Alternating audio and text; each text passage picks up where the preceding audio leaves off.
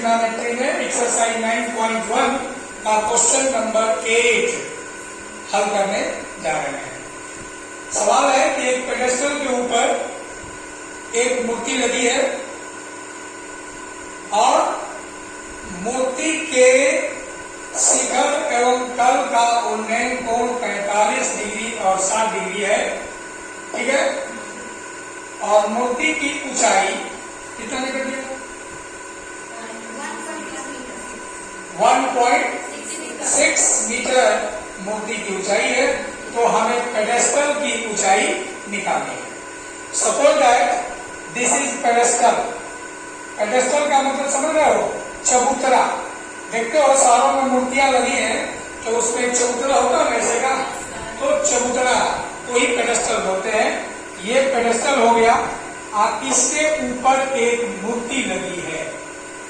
मूर्ति की ऊंचाई ये दिया है 1.6 मीटर और पेडेस्टल की ऊंचाई नहीं दिया है, ये मान लिया h मीटर।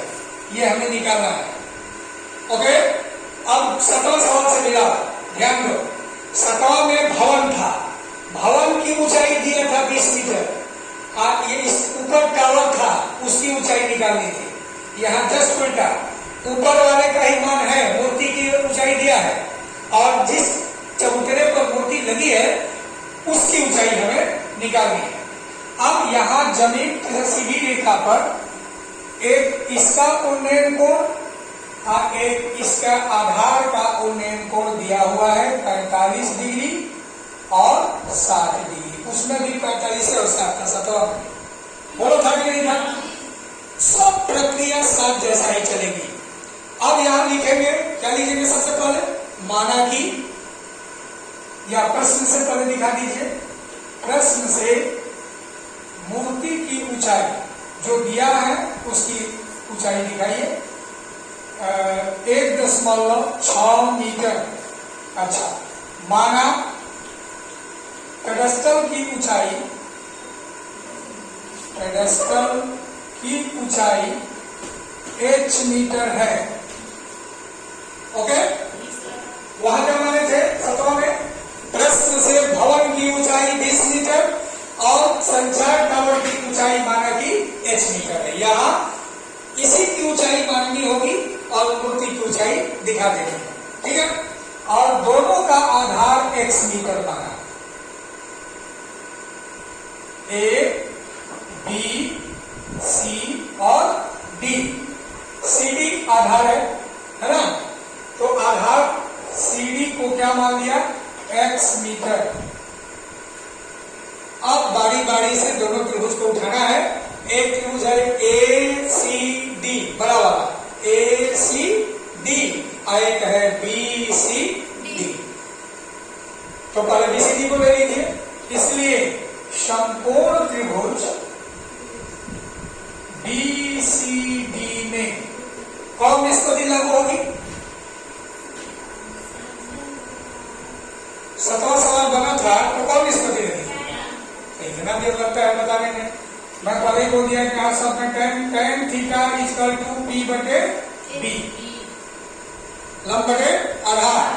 मान रखिए थीटा का tan 45 बराबर P का मान, P का मान क्या है? H, और B का मान क्या है? X। तो यहाँ हो गया H बटा X।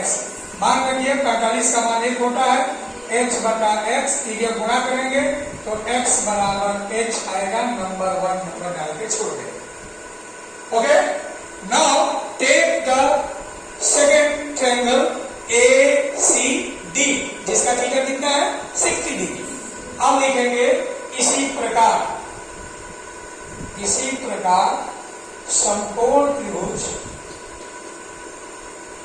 ACD में फिर tan थीटा आपको लेना है। tan theta equal to P बटे B, ठीक है। अब थीटा का मान क्या होगा? 60 डिग्री। 45 तो ले चुके हैं, 45 इस त्रिभुज का है, देखिए ये देख रहे हैं ना, और ये जो त्रिभुज है इसका है 60। तो अब यहाँ मान रखा जाए tan 60 degree equal to what is the value of P? P क्या होगा? H plus 1.6।